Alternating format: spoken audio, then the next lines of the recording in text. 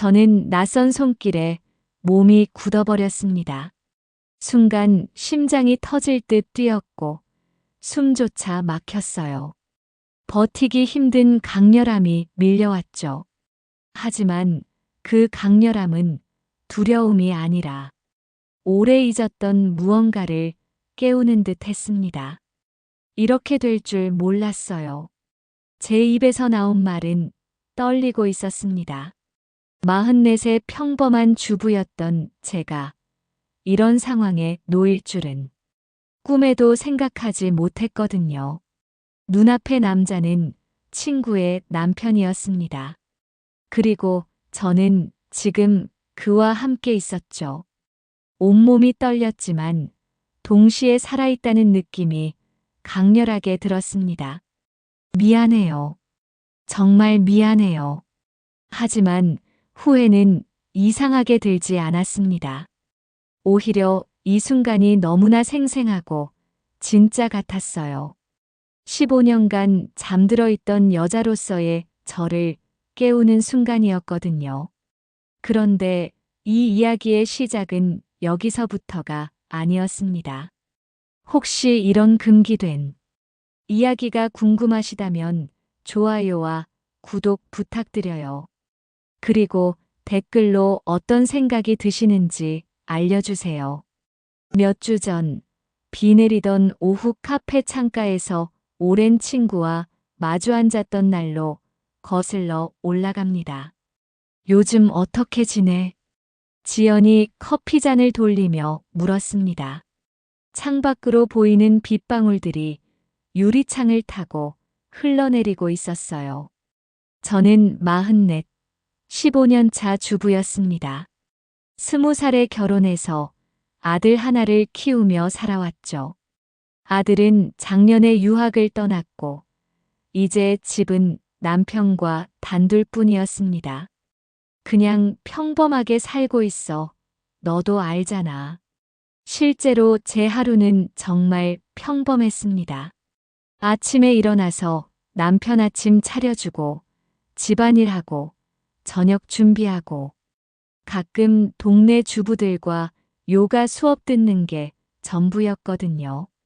평범하다는 게 참 좋은 거야. 지연이 한숨을 쉬며 말했습니다. 그런데 뭔가 이상했어요. 예전에 지연은 항상 밝고 활기찼는데 오늘은 얼굴이 수척해 보였거든요. 무슨 일 있어? 얼굴이 안 좋아 보여. 아니야, 괜찮아. 하지만 그녀의 눈빛은 흔들리고 있었습니다. 15년 넘게 알고 지낸 친구라 금세 알 수 있었어요. 지연아, 나한테 뭘 숨기는 거야? 그제야 지연이 입을 열었습니다. 사실은 말이야. 요즘 남편이랑 많이 힘들어. 지연의 남편 민호 씨는 대기업 부장이었습니다. 성실하고 책임감 강한 남자로 알려져 있었죠. 겉으로 보기에는 완벽한 부부 같았거든요. 어떻게 힘든데? 말하기 창피해.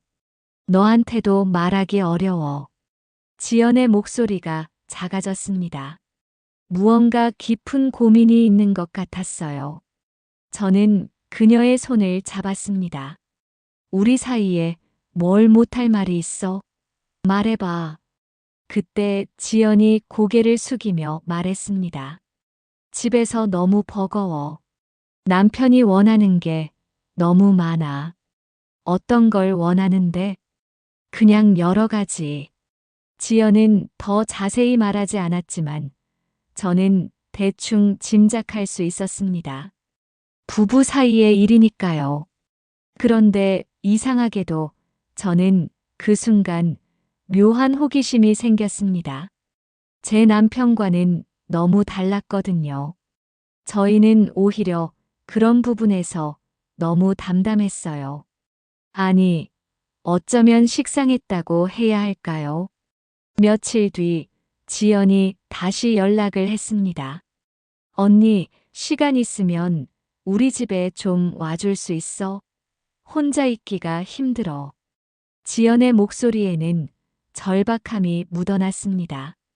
저는 망설이지 않고 그녀의 집으로 향했어요. 지연이 사는 아파트는 고급 주택가에 있었습니다. 35평형 아파트에 깔끔하게 인테리어가 되어 있었죠. 하지만 지연은 더욱 초췌해 보였습니다. 정말 괜찮아? 몸이 많이 안 좋아 보여. 요즘 잠을 제대로 못 자서 그래. 거실에 앉아 차를 마시며 지연이 조심스럽게 입을 열었습니다. 사실은 말이야. 남편이 집에서 너무 많은 걸 요구해. 매일 밤마다. 매일 밤마다? 그것도 되게 오래. 1시간씩, 2시간씩. 견디기가 힘들어. 저는 깜짝 놀랐습니다. 결혼 생활 15년 동안 그런 얘기는 처음 들어봤거든요. 그럼 남편한테 힘들다고 말해보지 그래. 말했어. 근데 더 심해져. 자기는 아내를 사랑하는 거라고 하면서 지연의 눈에 눈물이 맺혔습니다. 그리고 이상한 것도 많이 요구해. 창피해서 말도 못하겠어. 저는 무슨 말을 해야 할지 몰랐습니다. 제 경험으로는 이해하기 어려운 일이었거든요. 저와 남편은 한 달에 한두 번, 그것도 아주 간단하게 끝나는 편이었으니까요. 너무 힘들면 상담을 받아보는 건 어때? 그런 걸 누구한테 말해? 남편은 성실하고 바람도 안 피우는 사람인데 사람들이 뭐라고 할지 몰라. 그때 현관문이 열리는 소리가 났습니다. 민호 씨가 일찍 퇴근한 모양이었어요. 여보, 나왔어. 지연 친구 왔네. 민호 씨는 키가 크고 단정한 인상이었습니다. 정장 차림으로 들어서는데 확실히 믿음직해 보였어요. 안녕하세요, 민호 씨. 오랜만이에요. 지연이가 요즘 컨디션이 안 좋아서 걱정이었는데 친구가 와주니까 고맙네요. 그런데 민호 씨의 눈빛이 묘했습니다. 지연을 보는 시선에 뭔가 강렬한 무언가가 느껴졌거든요. 지연아, 저녁 준비는 했어? 아니, 아직. 그럼 빨리 해. 배고파. 민호 씨의 말투는 부드러웠지만 어딘지 명령조 같았습니다. 지연이 후다닥 일어서는 모습을 보니 왜 그녀가 힘들어하는지 조금 이해가 되었어요. 그런데 이상하게도 저는 그 순간 묘한 긴장감을 느꼈습니다. 민호 씨의 강렬함이 무서우면서도 궁금했거든요. 일주일 뒤 지연이 갑작스럽게 친정에 가게 되었습니다. 어머니가 편찮으셔서 며칠 간병을 해야 한다고 했어요. 언니, 혹시 시간 되면 우리 집 화분들 좀 봐줄 수 있어? 며칠 집을 비우는데 걱정이 돼서. 저는 흔쾌히 그러겠다고 했습니다. 친구를 도와주는 일이니까요. 그런데 첫 번째로 화분에 물을 주러 갔을 때 민호 씨가 집에 있었습니다. 감기에 걸려서 재택근무를 한다고 했어요. 죄송해요. 지연이가 부탁해서 화분에 물 좀 주러 왔는데. 아, 그러세요. 고마워요. 커피 한 잔 드실래요? 민호 씨는 생각보다 친근했습니다. 평소 지연이 말하던 무서운 모습과는 달랐어요.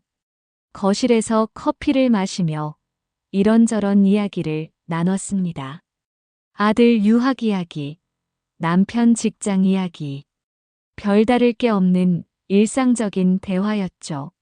사실 요즘 많이 외로워요. 민호 씨가 갑자기 말했습니다. 외로우시다고요?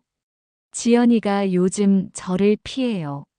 뭔가 제가 부담스러운 모양이에요. 그의 목소리에는 진짜 외로움이 묻어났습니다. 강렬했던 눈빛도 지금은 그냥 쓸쓸해 보였어요. 부부 사이에 그런 시기가 있죠. 저희도 그래요. 정말요? 부부 생활이 다 그런 건가요? 어떤 부분이요? 서로 원하는 게 다른 것 말이에요.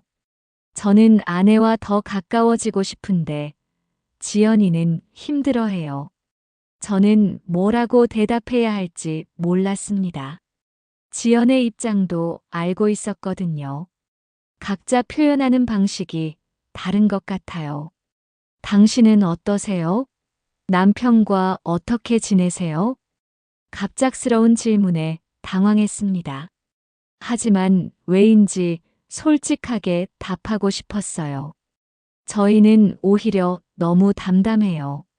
가끔은 뭔가 부족하다는 생각이 들 때도 있고. 부족하다는 게 어떤 의미예요? 민호 씨의 눈빛이 다시 강렬해졌습니다. 그 시선에 저도 모르게 가슴이 두근거렸어요. 그냥 열정 같은 게 없어진 것 같아서요. 열정. 민호 씨가 그 단어를 되뇌었습니다. 그리고 조용히 제 옆으로 다가앉았어요. 저한테는 열정이 너무 많아요. 그래서 지연이가 힘들어하는 것 같고, 제 심장이 빠르게 뛰기 시작했습니다. 이 상황이 어디로 흘러가는지 알 것 같았거든요. 민호 씨, 당신은 다를 것 같은데. 그가 제 손에 손을 올렸습니다. 뜨거웠어요. 오랫동안 느껴보지 못한 전율이 온몸으로 퍼졌습니다. 안 돼요. 우리가 이러면 안 돼요. 하지만 제 목소리는 떨리고 있었습니다. 그리고 손을 빼지도 않았어요. 한 번만, 한 번만요.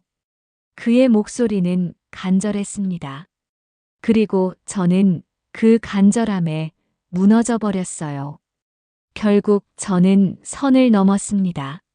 친구를 배신하면서도 그 순간만큼은 살아있다는 느낌이 강렬했습니다. 15년 동안 잠들어 있던 여자가 깨어나는 순간이었어요.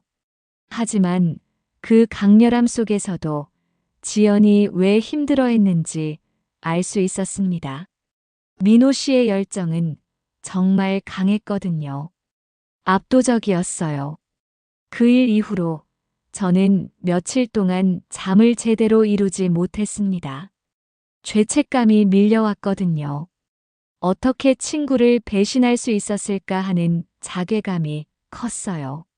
하지만 동시에 그 순간의 강렬함도 잊을 수 없었습니다.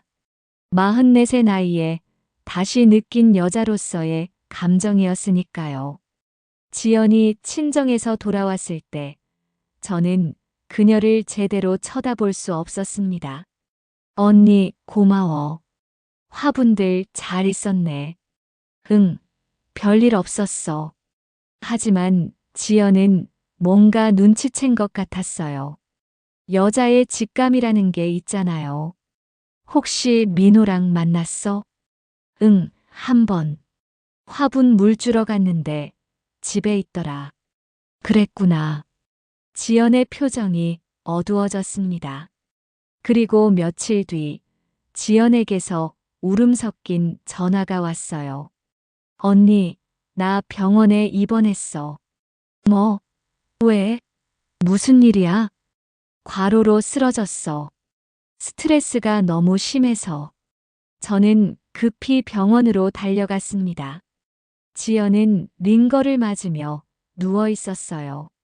지연아, 언니, 나 정말 힘들어. 더 이상 못 견딜 것 같아. 그때 민호 씨가 병실로 들어왔습니다. 얼굴이 창백했어요. 여보, 미안해. 정말 미안해. 오빠, 나 정말 힘들었어. 왜 내 마음을 몰라줬어? 민호 씨는 아내의 손을 잡고 눈물을 흘렸습니다. 내가 잘못했어. 너만 생각했어야 하는데 내 욕심만 부렸구나. 그 모습을 보며 저는 깨달았습니다. 민호 씨도 진심으로 아내를 사랑했다는 것을. 다만 표현 방식이 지나쳤을 뿐이었어요. 앞으로는 천천히 할게. 내가 원하는 대로 맞춰갈게. 부부는 서로 안고 울었습니다. 저는 그 모습을 보며 병실을 나왔어요. 복도에서 민호 씨를 만났습니다. 그날 일은 잊어주세요. 제가 정신이 나갔었어요. 저도요. 우리 모두 실수했어요. 지연이를 잘 보살펴 주세요. 네, 그럴게요. 우리는 서로 고개를 끄덕이며 헤어졌습니다. 집에 돌아와서 남편을 봤습니다. 소파에 앉아 뉴스를 보고 있는 평범한 남편이었어요. 어디 갔다 왔어? 응, 지연이 병문안. 그래, 많이 아파? 응, 좀. 남편은 더 이상 묻지 않았습니다. 15년 동안 그래왔던 것처럼 말이에요. 하지만 저는 그날 밤 남편에게 다가갔습니다. 여보, 왜? 우리도 좀 더 가까워지면 안 될까? 남편이 놀란 듯 저를 봤습니다. 갑자기 왜 그래? 그냥. 우리도 부부잖아. 그날 밤 저희 부부는 오랜만에 진짜 대화를 나눴습니다. 서로의 마음을 털어놓으면서 말이에요. 몇 달이 지나 지연은 완전히 회복했습니다. 민호 씨도 변했어요. 아내를 더 배려하게 되었다고 하더라고요. 저와 남편도 달라졌습니다. 예전보다 서로에게 더 관심을 갖게 되었어요. 그 일은 저에게 큰 교훈을 주었습니다. 사랑과 욕망 사이의 경계선이 얼마나 미묘한지, 그리고 진정한 행복은 서로를 이해하고 배려할 때 찾을 수 있다는 것을 말이에요. 지금도 가끔 그날의 강렬함이 생각날 때가 있습니다. 하지만 후회하지는 않아요. 그 경험이 저를 더 성숙한 여자로, 더 좋은 아내로 만들어 주었으니까요. 사랑과 욕망 뒤에 남는 진짜 행복은 무엇일까요? 아마도 서로를 진심으로 이해하고 받아들이는 마음이 아닐까 싶습니다. 지금까지 긴 이야기 들어주셔서 정말 감사합니다. 평범한 일상 속에서도 우리 모두에게는 이런 갈등과 고민들이 있잖아요. 완벽하지 않기에 더 인간적이고 실수하기에 더 성장할 수 있는 것 같아요. 이런 진솔한 이야기들이 도움이 되셨다면 좋아요와 구독 부탁드려요. 그리고 댓글로 여러분의 생각도 들려주세요. 다음에도 더 좋은 이야기로 찾아뵙겠습니다. 감사합니다.